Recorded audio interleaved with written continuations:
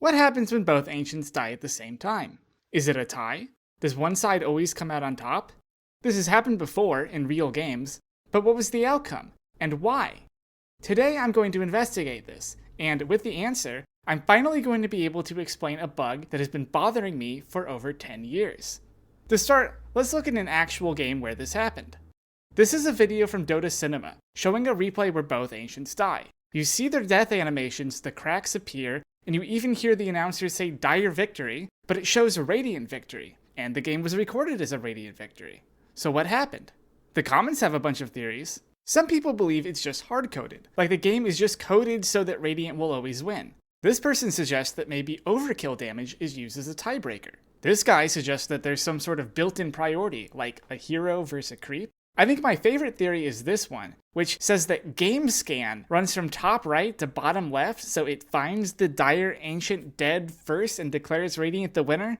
Now that's not even remotely how any of this works, but I admire the confidence. In fact, almost all of these comments are wrong in some way. It's basically just people spitballing theories based off their own limited understandings and half-remembered discussions. But who's going to correct them? After all, it's not like you can just recreate this, right? Well, I can. Here's my custom game. At the start of the game, I kill all of the towers so that the ancients are vulnerable, then set them to 1 health and spawn a melee creep next to them facing towards the ancient. Both creeps attack at the same time, both ancients explode, and it's a radiant victory. Okay, so we've replicated the video. Both ancients are dead, the victory music plays for both sides, but Radiant is the winner. But is it consistent? Well, here's attempt number 2. Again, Radiant victory. Attempt number 3, Radiant victory. Maybe those comments were onto something. Attempt number 4. Hey, wait a second, dire victory. Keep in mind, I'm running the exact same code every time. Nothing is changing. And yet the outcome is different. Run it again. Dire victory. Again, dire victory. Again, Radiant victory. Well, we can definitely say that Radiant isn't hard-coded to win. In order to understand what's happening, we're going to have to use the damage logs. I had trouble getting the normal damage logs UI to work in my custom game, so this is the output of the damage filter as printed to my console. You can see the attacking unit and the game time for when the attack occurred. If you look at the timing for the attacks, they always happen on some division of 30. That's because Dota's server, where the game logic is processed, runs at 30 frames per second. When we say that two things are happening at the same time, what we're really saying is that they're processed in that same 1 in 30 second interval. However, even within that interval, there is still a sequence in which events are processed, and when they happen on the same frame, things can get weird. Let's look at the logs from our games. Here's one where Radiant was the winner. Here, we can see both attacks happened on the same frame, but Dire's attack was processed first. Now a game where Dire won. Here, Radiant was first. It's the same in every example. The order in which the attacks are processed determines the winner. But wait, isn't it strange that the winning team was processed second? Wouldn't you expect the team who killed the ancient first to be the winner? It turns out, because damage events are processed on the same frame, the second victory is actually overriding the first. You see, the game winner logic isn't handled immediately after a winner is set. Instead, it waits until the end of the frame to check the winner. We can test this ourselves by setting set game winner twice in a row. Whoever is set second is the team that ultimately wins. Okay, so that's cleared up. And to be fair, this isn't a novel discovery. A number of comments bring this up. However, I'm still not satisfied. We still need to determine what causes an attack to be processed first. Is it random, or is there some logic to it? Let's do another experiment. We'll spawn 2 melee creeps that attack a dummy at the same time. Every time an attack is processed, the unit that last attacked is given a buff that shows they were the most recent attacker.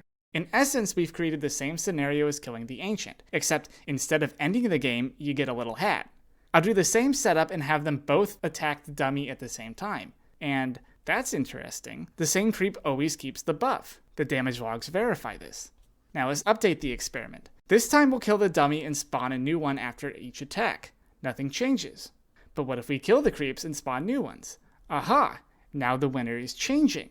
That means it's the attacking unit, not the defender, that determines what I'm going to call combat log priority, or the order in which attacks are processed. But what gives one attacker priority over another?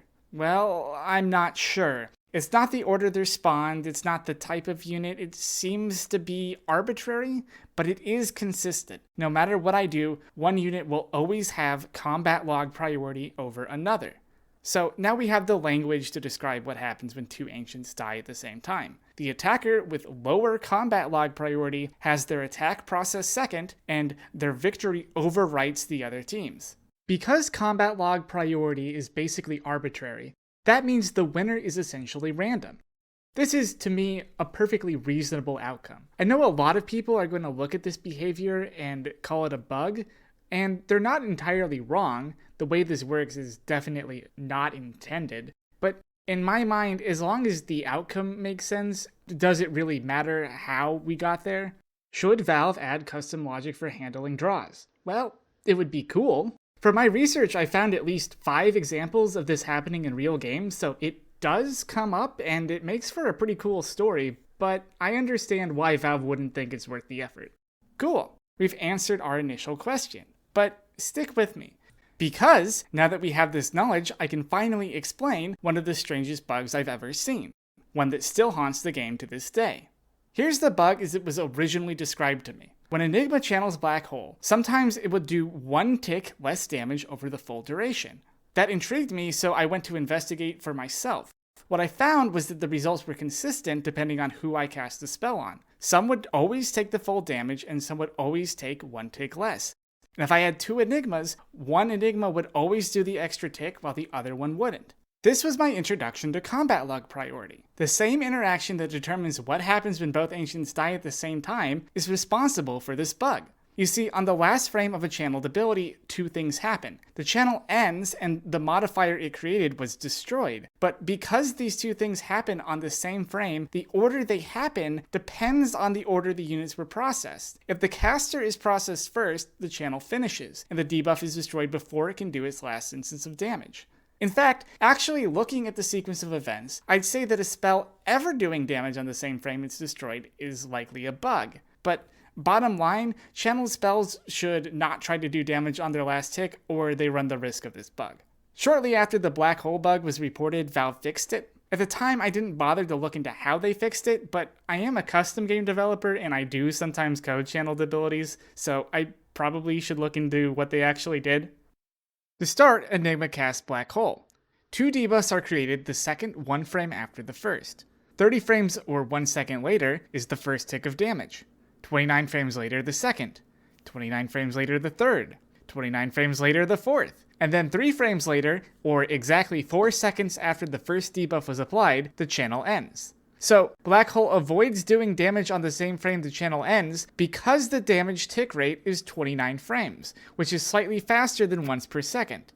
So, they managed to avoid the last tick of damage ending on the same frame the channel ends by making the tick rate slightly faster than once per second. That's a pretty cheeky way to solve this, but hey, it works.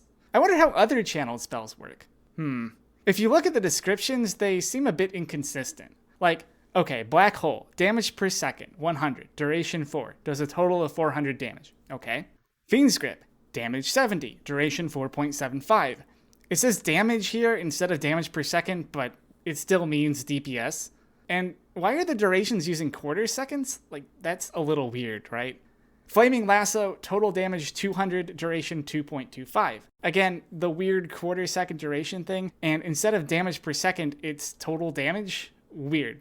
Okay, so that's a little inconsistent, but whatever. Dota has hundreds of abilities, not everything is going to be consistent.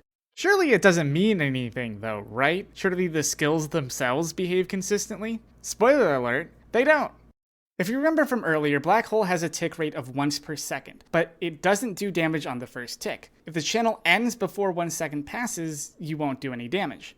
Fiend's Grip, on the other hand, as well as most channeled spells, does do damage immediately. It also does damage every half second instead of every second.